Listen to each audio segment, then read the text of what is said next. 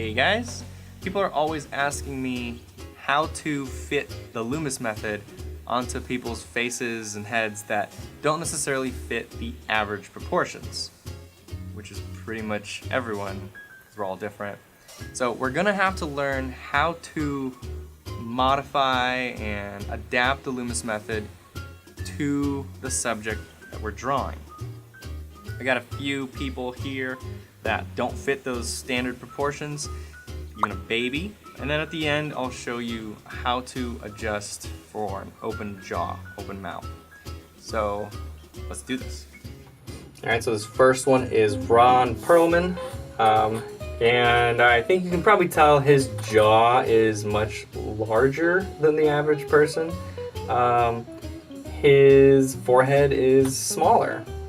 You can see, I mean, just look at those thirds. You try to measure from here to here, then here to here, then here to here. They're not equal thirds on him. So let's adjust those. And also his jaw is wider than average. So we'll have to just add a different shape to that cranium. So far everything's kind of the same. Now this is where I start to deviate. Right in here, instead of putting it in the middle, I'm gonna kind of bring the jaw back a little bit, because he's got a wider jaw. And then I think I'm gonna put the brow ridge in the middle, kind of where it's supposed to go. And then the hairline seems to be just kind of lower on him. So that makes his forehead smaller, like right there. And then I'm gonna bring the nose line up a little bit as well, but I'm gonna make that a little bit taller than the forehead, because I see kind of a progressive enlarging of thirds. This is the shortest, then this is a little longer, and then this, the chin, is the longest. There we go. I guess right there is good. And then usually I would kind of come in and cut in like that, but on him I'm gonna drop pretty much a straight down for quite a while, all the way to here, and make that chin much wider. Same thing on this other side. Wide jaw indication.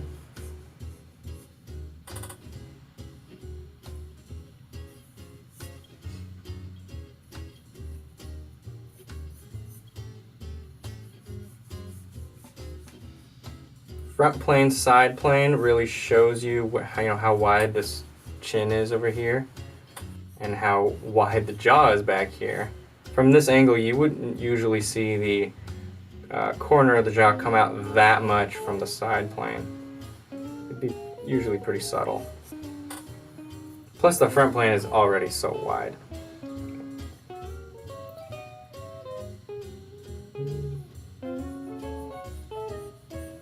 Okay, and we got the neck. Okay, I'm not gonna try to add the features just yet, but I feel like we have to add this shape, this more squarish shape up at the top. Otherwise it's not really gonna look like him.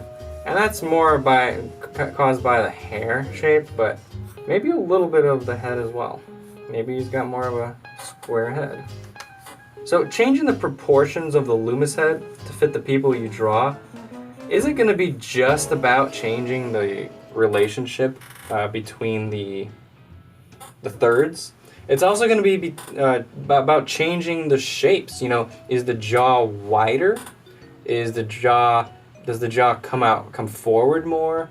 Is it more indented? Is the chin all the way back towards the neck? Is the forehead a little bit skinnier over here, so the side planes are a little bit tilted more? There's so many things that could happen to these forms the way they're distorted. It's not just going to be different lengths of the thirds, but that is a good place to start. Actually, here, let me show you guys a page from, this is Fun with a Pencil, and I'm sure there's more examples of this in his head and hands, but I couldn't find it for some reason. I don't know where I put it. But here's a page where he's got very different jaw types, right? Like kind of a average. This one looks like he's bringing it forward from this middle line quite a bit. This one's really wide. This one's kind of straight, creating obviously very different character types. And then over here he's got square head, square jaw, more of a pointy jaw, pointy chin, still a square head, round head, really wide jaw.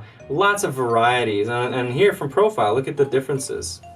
Look at that. These still kind of look like believable people. But look how different they could be.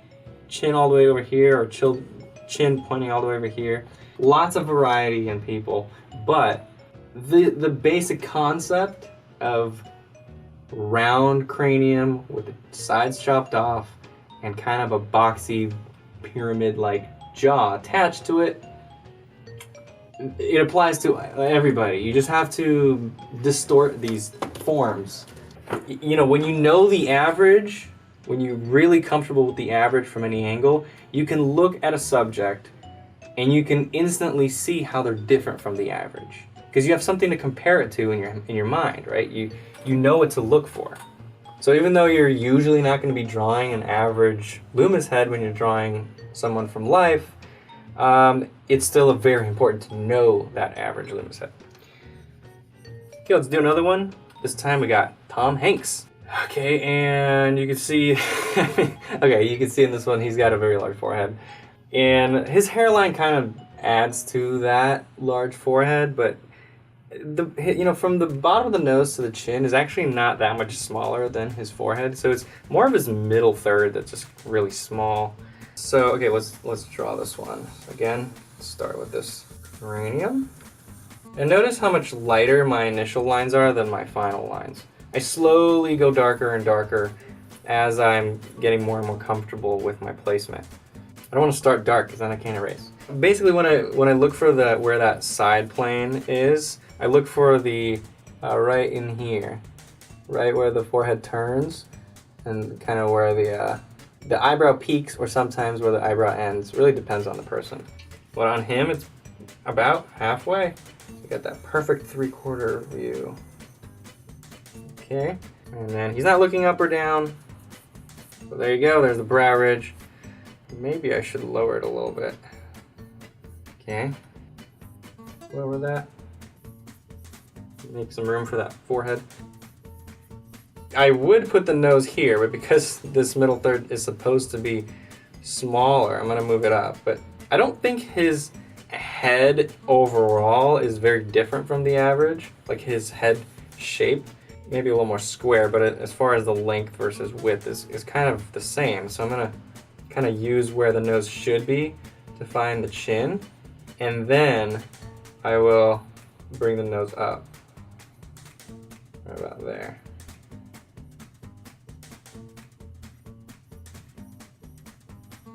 And then his hairline is like almost at the top, so it's gonna actually go up a little bit like that. And then the actual hairline, like the actual hair pattern up here, goes like even farther up.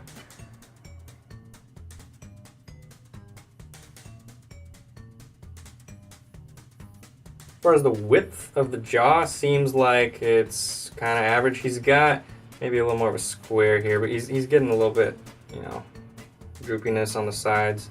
This isn't a young photo of him. And so we can't really see the structure of the jaw as well on him as on a younger person with a very defined jawline. But it's okay, it's somewhere in here.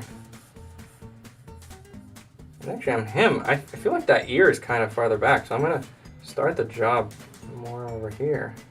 And then I see this like little fat pad over here, a little crease, and another crease here. I don't see the jawline, but it would be like right here, right? Right through there.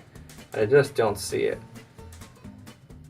Instead, what I'm seeing is another kind of a downward plane right here.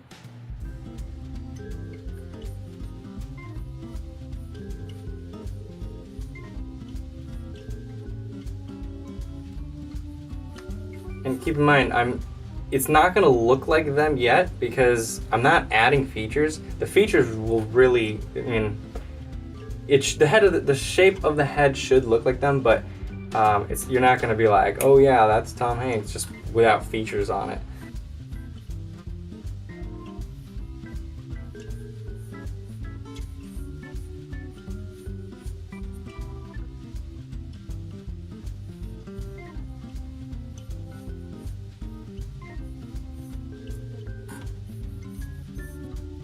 And he does have kind of a square head up here. And his hair is pretty short, so I don't know how much of that is his hair creating that corner and how much is his head creating a little bit of a corner. So I'm gonna just draw that hair shape.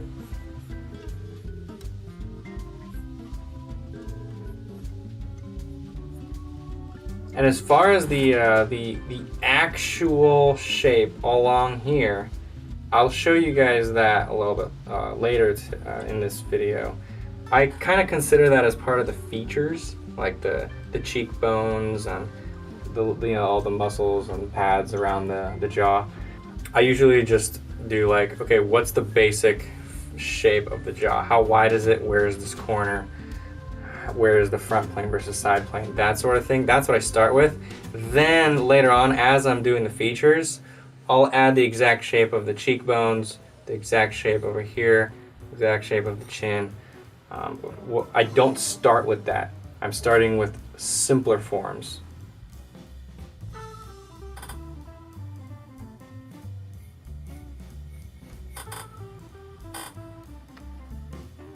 Maybe I didn't make that forehead big enough.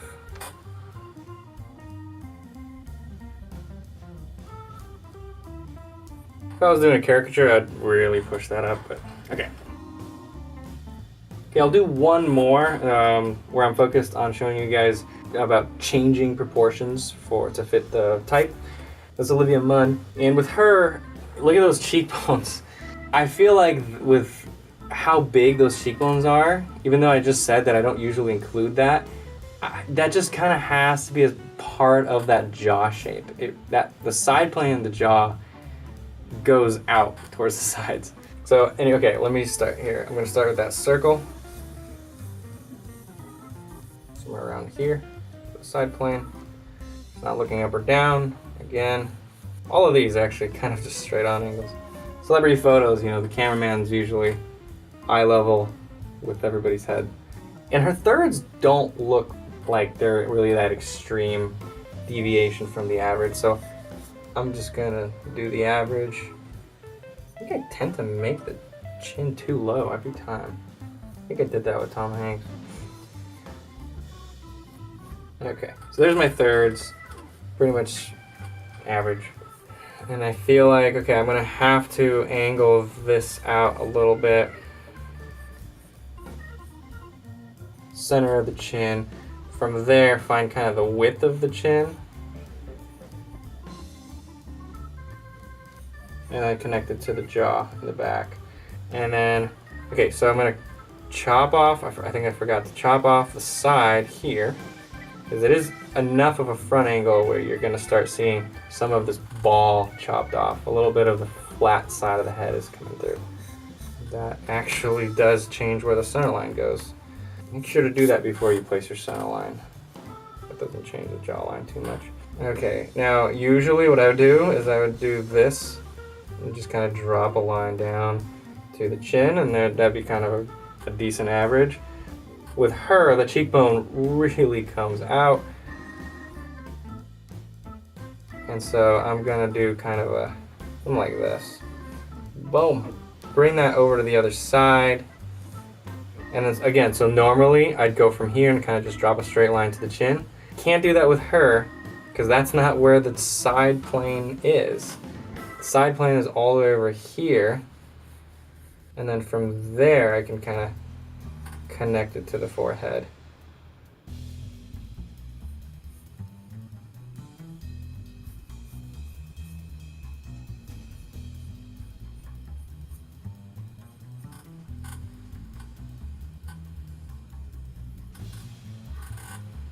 I feel like that really, really skinny neck is important to show her type.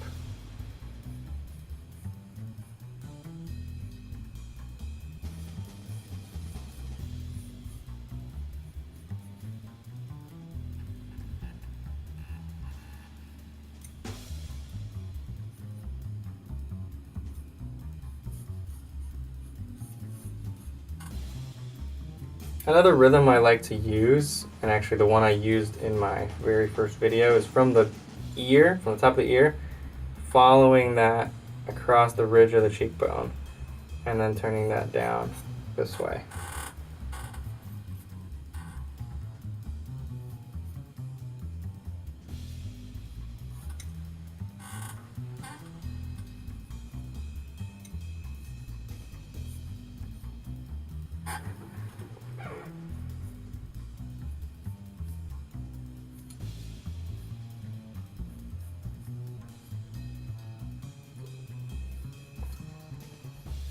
All right, cool. So we got 3 different proportion types, and that's how I would modify a loomis head. You can see they're surprisingly similar. You just need to shift things slightly, and it appears very different. So slight modifications to the loomis head gives you very different character types. So let's see, what did I promise that I would do for you guys? Oh, a baby. Okay. God, so cute. So I promised you guys that I would do a baby. Here's my son. So Loomis has a pretty big, or not a big section, but he's got a section in his one of his books showing all the different proportions of different ages. An older person, an average person, kind of a teenage, then a child, and then a baby. And the head does change as we grow, right? And the proportions change quite a bit. You could see, obviously, big forehead, and then kind of very small features, and overall wider. The jaw is much smaller than the cranium.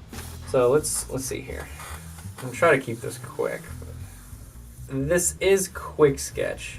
I don't want to do little portrait lands right now. These are quick sketch drawings. I don't have too much experience applying the Loomis head to babies. I haven't practiced that very much, but this should be fun. As you can imagine, we didn't have too many babies as our life models in class. And my son's only 1, so I haven't had too much practice with him yet. Alright.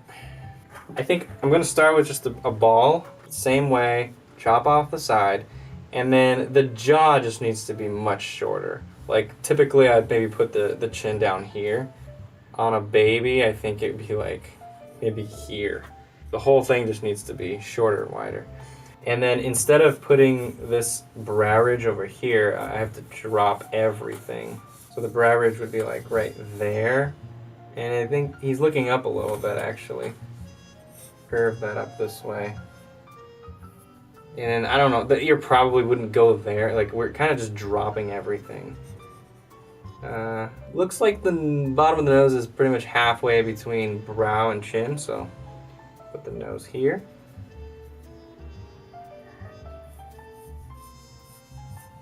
And then really square it off. I feel like I have to add some form. I have to add a little bit of a volume up here.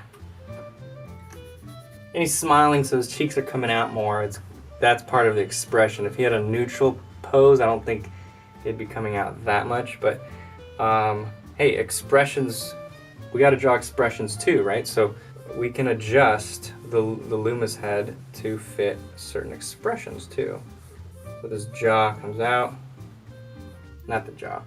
So this cheek comes out, and then I'm going to mirror it on the other side, kind of like that. Chin over here.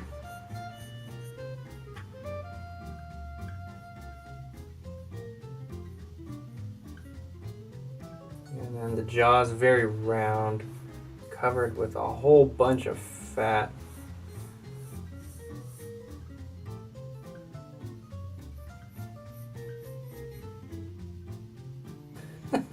I mean, obviously it already looks like a baby just by kind of changing those major things about the proportions. And I feel like, actually knowing my son too, he's definitely got more in the back, more volume back here. Tiny neck. I don't even see it under there.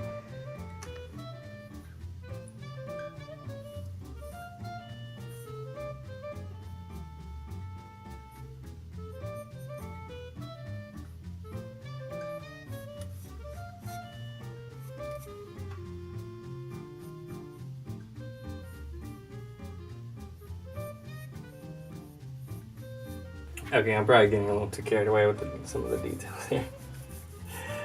I can't help it. It's my son. All right, I'm not gonna draw the features. I'm gonna force myself to stop right there, but basically, there you go. Okay, next I'm going to do an open jaw, but I don't have any photos that I can get quickly, so I'm actually just gonna take a selfie. Jaw opened. Not good enough. Okay, let's draw that. There you go. Okay, so I'm gonna draw that. And transfer that to the side of the screen. Alright, so I'm gonna start with that same thing again. They got the cranial mass. So the cranium doesn't change when you open your jaw, right? The round circular part of the skull stays the same. It's just the jaw that moves. So that circle for the initial step is the same, and then the side plane of that circle stays the same and looks like it's maybe just a little less than halfway. Something like that. And then from top of the ear to the brows, it looks like it's an upward angle. Like this. And then same thing to the nose. Now, this is where it changes. Since the jaw opened, obviously the bottom is going to be longer, right? You got that whole length now between the teeth that you have to add. When the jaw is closed, it's the shortest distance is about a third of the face. When it opens, you're just making that bottom third longer. But also the chin goes in a little bit, because it's not just lowering, it's rotating from the joint back here under the ear. So if you look at actually the angle from the cheekbone to the chin, it's like all the way over here. I want to make sure I make this long enough.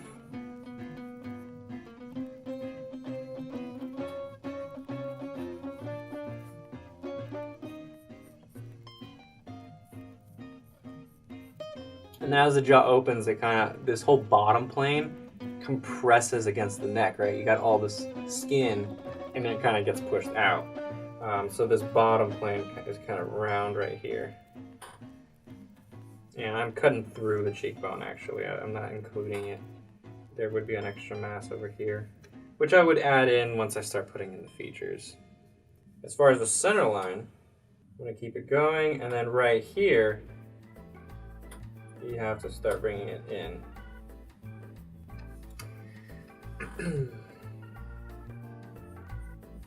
And obviously that looks a little weird without showing that the mouth is actually open. It just looks really skewed.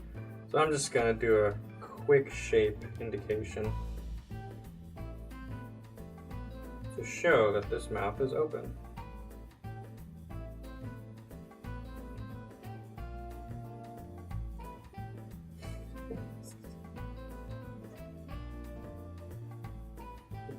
Alright, good enough.